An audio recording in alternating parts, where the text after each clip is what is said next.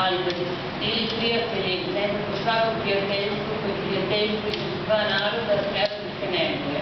To negovanje prijateljstva je zapravo nešto što mi negujemo u našoj školi. Ovi učenici su se spremali za doček naših uvaženih gostiju tako što su učili o zemlji, učili o njihovim narodnim običajima, igri, pesmi i u našoj zemlji, u našoj školi se ne uči ruski jezik, ali smo se mi potrudili da se uvaženim gostima obratimo na ruskom jeziku, zahvaljujući učenicima koje su poreklom ruskinje, koje su Vladimira i Ksenija, koje zapravo učestvuju u ovom programu i koje su nam pomogle da ovaj program bude bliže vama.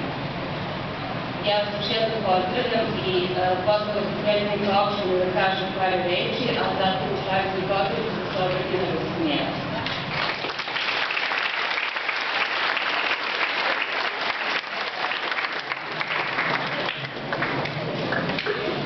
Na prvom mjestu želeo bih da pozdravim naše uvažene goste i prijatelje iz Rusije, naše predstavnike grada Beograda, pozdravim vas, deco, da pozdravim nastavnike i profesore i izrazim jedno veliko zadovoljstvo što na teritoriji opštine Čukarice postoji škola koja nosi naziv Ujedinjene nacije, a i brine i vodi računa o vrednostima Ujedinjenih nacija.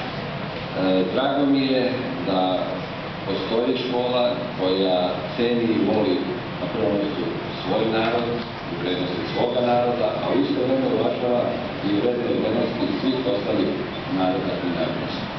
Znam da ovdje dolazilo i do sada ambasadora i drugih zemalja i da će to biti u praksi u buduće i opština Čukarice će uvijek biti kako da će podržavati, ceniti i poštovati i gledati da pomognu i da izađu susret uvijek koliko u skladu sa našim mogućnostima da pomognemo i da nastavite s ovom tradicijom, jer jednostavno kada volite i cenite druge narode, volite i cenite svoje. Još jednom se zahvaljujem na svojim vašim aktivnostima i na ovom projektu koji ste spremili.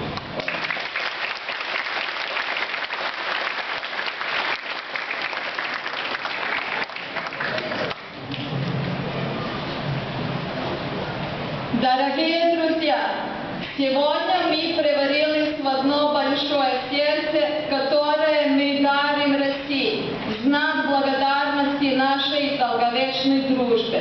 Благословил вас Бог, слава Богу!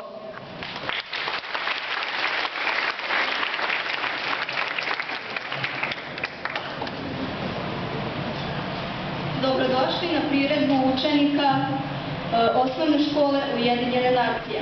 Pozdravljam direktor kulturnih programa Ruskog doma Tatjanu Birozovu, direktora za obrazovne programe Iliju Tjapkova, savjetnica ambasadora za kulturu Irinu Zizkovu, Olgu Tatarsenku i sve uvažene goste.